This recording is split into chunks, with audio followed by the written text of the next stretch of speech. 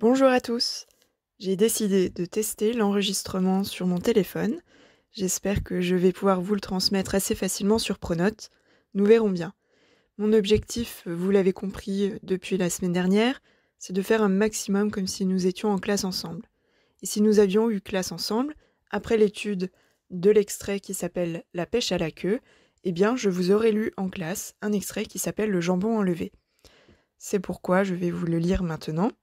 Vous n'aurez qu'à l'écouter chez vous et à méditer un petit peu à la fin de cet extrait en vous demandant toujours si, à votre avis, Renard correspond au héros idéal. Je commence la lecture. Le jambon enlevé. À présent, je vais vous parler de nouveau de Renard le roux, le traître, l'expert en perfidie. Il est couché dans sa chambre, près de sa femme Hermeline, sa bonne épouse. Renard s'est vite endormi, car son lit est bien moelleux, et il rêve qu'il est près d'un bois, sur une montagne, tout seul, sans compagnon. Il est vêtu d'une futaine rouge trouée par endroits, et dont le col, orné d'une bordure toute blanche mais très étroite, le serre si fort que pour un peu il l'étrangle. La peur éveille Renard, et en lui-même il s'étonne et se demande ce que cela peut signifier. Dame Hermeline s'est réveillée, et il lui raconte son rêve. Elle soupire. Renard, dit-elle, beau doux seigneur, je crains pour votre peau, car ce rêve, je comprends que vous subirez souffrance et peine. Écoutez donc, j'ai peur que cette futaine rouge toute déchirée n'annonce que vous serez bien maltraité. Mais ce qui m'effraie plus encore, c'est cette bordure blanche qui orne le col. C'est cela qui m'inquiète et m'attriste, car je ne sais que trop bien ce que sont les vers qui rongeront vos nerfs. Cela me fait bien soupirer. Que votre cou soit serré signifie, à mon avis, que vous allez au-devant de grands tourments. Mais je sais ce que je vais faire. Je vais vous apprendre un bon sortilège que je vais vous dire dès maintenant. Et quand vous l'aurez accompli, aussi effrayé que vous soyez, vous aurez eu raison de me faire confiance, car personne, tout au long de ce jour, ne pourra vous faire quoi que ce soit de déplaisant, et le jour où vous l'exécuterez, vous ne perdrez ni la vie, ni même un seul de vos membres. Quand vous devrez passer une porte, sortir d'un trou ou d'un fossé, avant de faire un seul pas, vous frapperez 3 coups sur le linceau de votre pied droit, sans prononcer un seul mot, et vous pourrez être assuré que ce jour-là, vous ne rencontrerez aucun malheur que vous ne pourrez surmonter. Renard se lève, et sans plus attendre, exécute le sortilège et s'en va.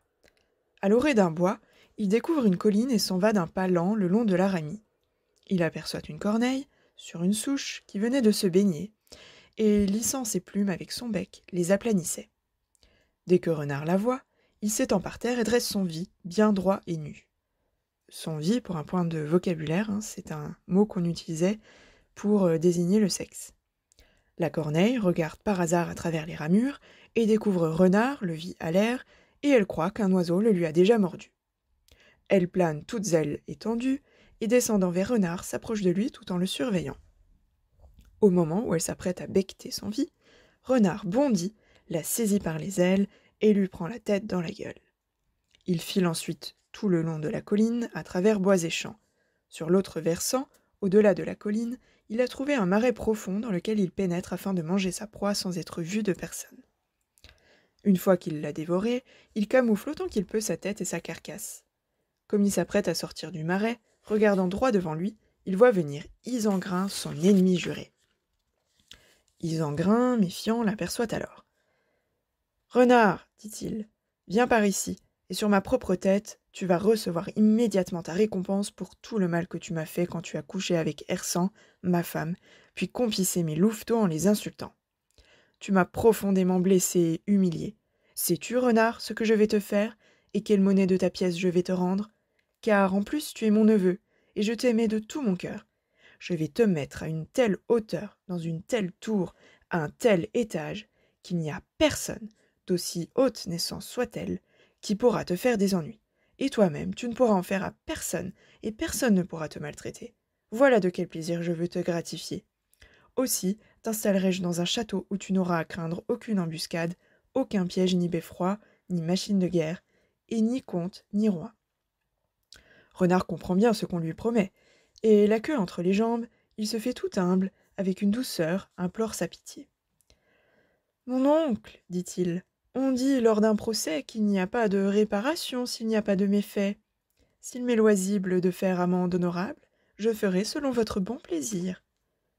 Je ne recevrai aucune réparation de toi, renard, tant que je ne t'aurai pas englouti dans ma gueule et enseveli dans mon ventre. À ces mots, le loup se dresse avec colère et s'élance sur Renard, l'attrape et le renverse avec ses pattes. Renard sait bien qu'il est condamné et supplie son oncle à maintes reprises. Mais Isengrin ne l'écoute pas, au contraire, il lui saisit la nuque qu'il mord autant qu'il peut comme un vrai mâtin. Il lui déchire la peau du cou en le secouant, puis, quand il en a assez de le martyriser, il lui tient ce discours. Renard, je ne parviens pas à décider quelle mort je te réserve. Tu mériterais bien qu'on te brûle ou qu'on te mange. Mais, puisque j'en ai le pouvoir, je veux te faire subir une fin lente jusqu'à ce que je me décide à t'achever. Tout en parlant de la sorte, il lui écrase la trachée avec sa patte. La trachée, c'est le tube, le conduit qu'on a dans la gorge et qui permet à l'air d'arriver jusqu'à nos poumons. Et au moment où il ouvre la gueule pour l'étrangler, voilà qu'arrive sur le chemin un paysan tout courbé sous le poids de sa charge qui était un gros jambon. Isengrin l'a entendu et il écoute. Et Renard, qui gît entre ses pattes, regarde son oncle et dit « Oncle, laissez-moi aller, car vous pourrez mieux vous rassasier de ce gros jambon que porte ce paysan, dès maintenant, ce soir et demain, que vous ne le feriez avec moi. Je vous donne ma parole que je vous l'apporte sur-le-champ. Je reviendrai me présenter à vous, et vous pourrez alors faire de moi tout ce que vous voudrez selon votre bon plaisir. » Isengrin lui montre les crocs, le regarde avec sauvagerie, et jure par Saint-Clair qu'il n'a aucune envie d'aller au-devant du paysan. « Hier, je passais sur le chemin, et l'un d'eux m'a frappé si fort avec une massue que j'en suis resté à terre. C'est une grande honte d'être ainsi battu. » Renard dit alors « Laissez cela, et mettez ma ruse à l'épreuve, et si je ne parviens pas à vous rapporter ce jambon, faites-moi pendre à une corde. » Il l'a tant prié et tant flatté qu'Isengrin le laisse aller. Renard s'élance aussitôt comme s'il n'éprouvait ni douleur ni peine, traverse le bois à grande allure en se dissimulant, et arrive sur un petit sentier. Aussitôt sur le sentier, il se couche à terre le long du chemin. Le paysan bien chargé est tout content en le voyant. Il prend sa massue d'une main et l'abat sur Renard, le frappant violemment et lui entaillant le dos, puis il se précipite sur ses traces. Renard, maître en tromperie, fait comme si de rien n'était, et feint de ne pouvoir aller plus vite. Quand le paysan le voit qui traîne la queue, il s'imagine qu'il va pouvoir l'attraper rien qu'avec la main. Renard fait un petit bond. Le paysan lui dit « Cela ne te servira à rien, et la fourrure de ta gorge va finir sur mon manteau, ha. Renard est fort satisfait de ce qu'il entend, car il y a loin entre dire et faire. S'il le peut, il se vengera. Alors il presse le pas et l'allure. Le paysan se fatigue, il ne peut plus continuer tant il est essoufflé. Alors il réfléchit et pense qu'il ne pourra le poursuivre et l'attraper tant qu'il portera son jambon. Il le jette donc à terre, et Isengrin, qui avait suivi de près Renard pour l'observer, le voit faire. Le paysan, dans son esprit, se dit que s'il peut attraper le goupil sauvage, sa peau compensera bien le jambon et qu'il aura un col à son manteau. Mais cela risque bien de ne pas se passer comme il le croit. Le paysan prend sa massue et court après Renard, tandis qu'Isengrin, de son côté, s'approche du jambon, s'en empare et l'emporte au fond des bois. Renard l'a vu faire et en est tout content. Le paysan se rapproche de Renard, tout prêt à se jeter sur celui qu'il voit fuir. Il veut le prendre tout vif de ses propres mains. Il aurait fallu voir comme Renard s'élance alors, rapide comme un trait d'arbalète. Et le paysan, tout interdit, s'arrête. Comme il a compris qu'il ne pourra plus l'atteindre, il l'envoie au diable et s'en retourne chercher son jambon. Mais il ne le retrouve pas. Il n'a plus ni sou ni maille, mais ni Renard ni Isengrin ne s'en soucient. Renard va alors de ci de là à travers le bois jusqu'à ce qu'il rencontre Isengrin qui a très bien mangé et se trouve fort satisfait.